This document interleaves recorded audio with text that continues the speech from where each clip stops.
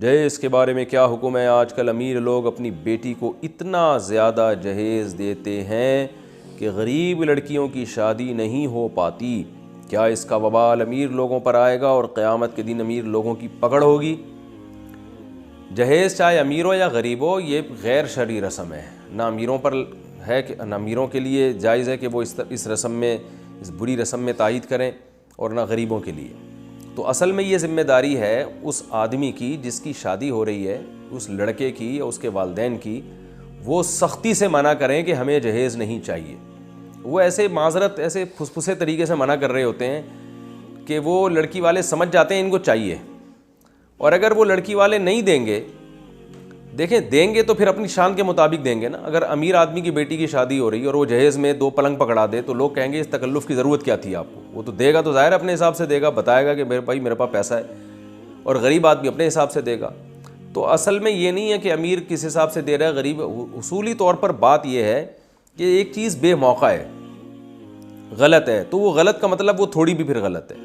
تو ہونا یہ چاہیے کہ لڑکے والے اس کا بائیکاٹ کریں، وہ لڑکی کی اماں کو بولیں، ابا کو بولیں کہ ہمیں نہیں چاہیے، اور اس کا مطلب ہے نہیں چاہیے۔ کیونکہ وہ اگر لچک دکھائیں گے تو پھر لڑکی کے ابا مجبوراً دیتے ہیں، ان کو دینا پڑتا ہے، چاہے وہ امیر ہو چاہے وہ غریب ہو۔ نہیں دیں گے ان کو سسرال میں تانے ملتے ہیں، یہ رشوت کی طرح کا بن گیا حساب کتاب۔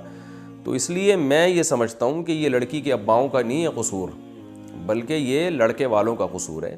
وہ سختی سے منع کریں کہ ہمیں نہیں چاہیے، اور منع کرنے کا طریقہ یہ ہے کہ پہلے اپنے گھر میں فرنیچر لا کے ڈال دیں، پہلے سے فرنیچر لا کے ڈال دیں، دلہن کا کمرہ پہلے سجا دیں، اور لڑکی کے ابا کو بتائیں بھئی آپ جو بیڈ دیں گے اور الماریاں دیں گے اور سامان دیں گے، میں رکھوں گا کہاں؟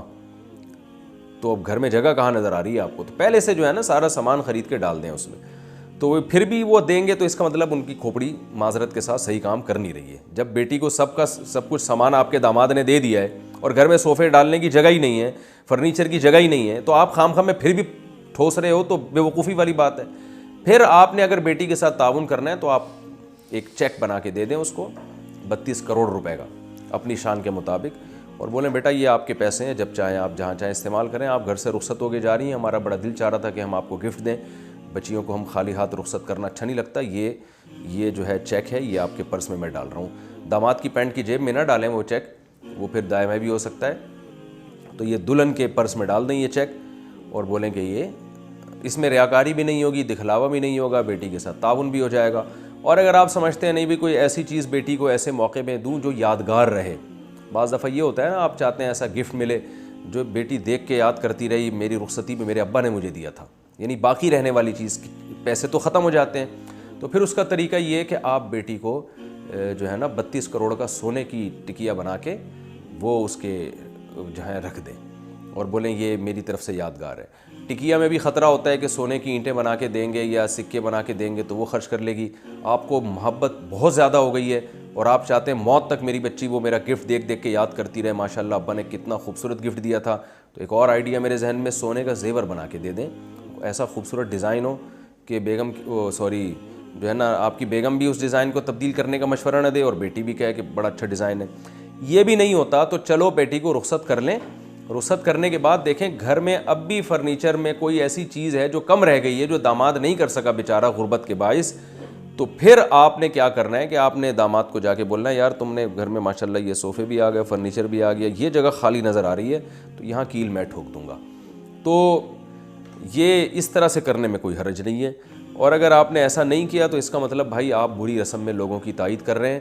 تو یہ جو بددعائیں نکلیں گی نا غریب بیٹیوں کی، ان بددعائیں کہیں آپ پہ نہ پڑ جائیں، جن کی وجہ سے ان بچیوں کی شادیاں نہیں ہو رہی، غریب ماں باپ کے گھروں میں بیٹیاں بیٹھی بیٹھی بوڑھی ہو رہی ہیں جہیز نہ ہونے کی وجہ سے۔ تو خدا را خوف کریں، جو میں نے طریقہ بتایا یہ بہترین آلٹرنیٹ ہے، بہترین متبادل ہے۔ سب سے اچھا طریقہ کیا ہے؟ بیٹی کو پیسے دیے جائیں، اور چلیں آپ چاہتے ہیں بیٹی کا مستقبل ہمیشہ کے لیے بن جائے تو پلاٹ خرید کے دے دیں اس کو، وہ یادگار بھی رہے گا کہ میرے ابا نے مجھے ایک پلاٹ دیا تھا۔ وہ پلاٹ اس کے نام کر دیں، بیٹا یہ جہیز میں ہم نے پلاٹ دے دیا ہے، یہ اس کی قیمت بھی بڑھتی رہے گی، جب چاہو گی اس پہ گھر بنا لینا، نہیں ہوا تو مستقبل میں کبھی غربت آئی اور معاملات خراب ہوئے، خدا نخواستہ کوئی مسائل ہو گئے تو یہ پلاٹ ہے تمہارا، بیچ کے کھا جانا اس کو۔ یہ تمام طریقے ہو سکتے ہیں، لیکن نہیں کرتے اس پہ تو کیا کریں، ہمارے پاس پولیس تو ہے نہیں سمجھانے کے لیے۔